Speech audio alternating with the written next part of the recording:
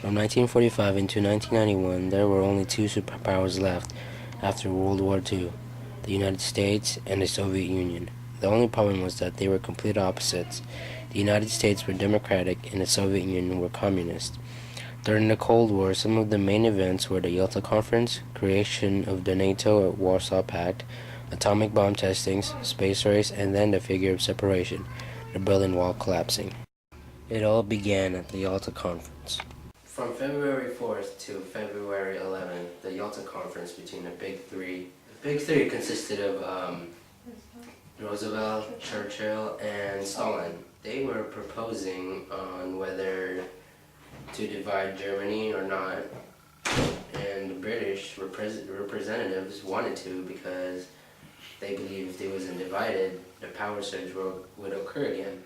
The next item on the agenda of was the formation of the UN, and Roosevelt offered the Security Council to be part of the UN. After talking about the formation of the UN, the Big Three decided on how Germany should pay for the war. Stalin proposed that Germany should pay $20 billion, half for the Soviets and half for the rest. The British representatives didn't want war reparation because that's how World War II kind of started.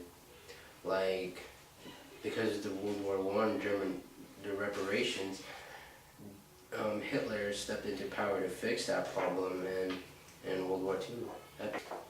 And then after the war reparation, the most difficult issue of the Yalta Conference was the future of Poland. And Stalin wanted to control Poland. Churchill didn't. Churchill pointed out that Britain could never be content with any solution that did not lead Poland a free independent state. Eventually, Stalin agreed to hold free elections in Poland. Here's the Big Three. To the left is Churchill, and in the middle is Roosevelt. To the right is Stalin, and this the Yalta Conference between the Big Three.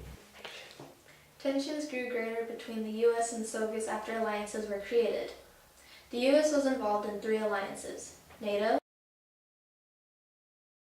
CENTO, and CETO. The Soviet Union was involved in the Warsaw Pact.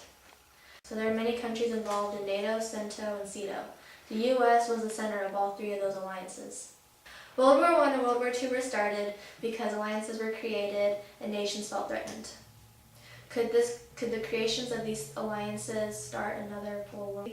After alliances were established, tensions grew even greater between the U.S. and the Soviet Union. The space race was among those tensions. In 1957, the Soviets were able to send the first man-made object into space, Sputnik. Here's a recording of the Sputnik.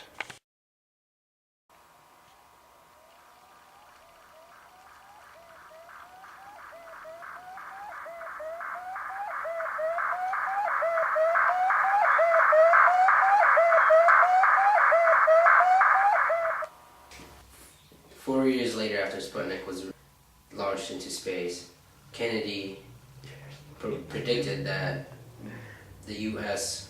will land man on the moon, and it did so in 1969. If the Soviets had rockets to send Sputnik into space, then they had rockets that could launch atomic bombs at the U.S. This put everyone in a panic.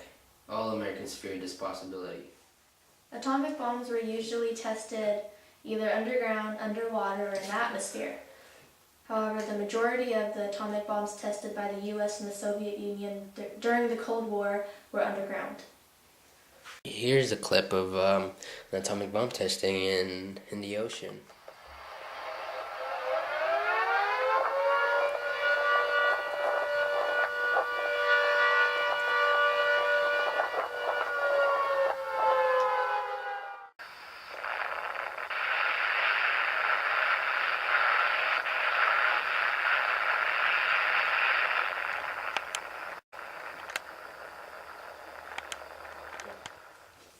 One of the events leading to the end end of the war was the taking down of the Berlin Wall.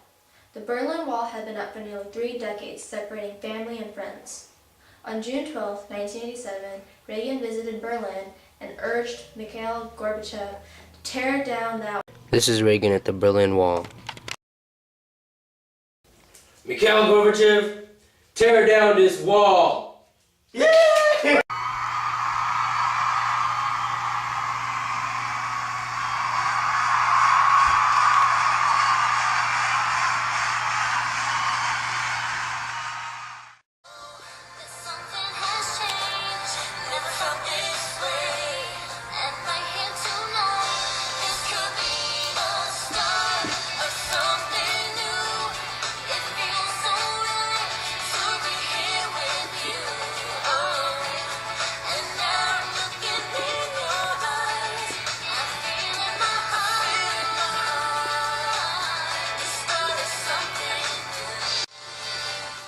Events such as the Yalta Conference, the formation of the alliances, space race, atomic bomb testing, and the Berlin Wall collapsing all make up the Cold War, a period of tension between the US and Soviet Union.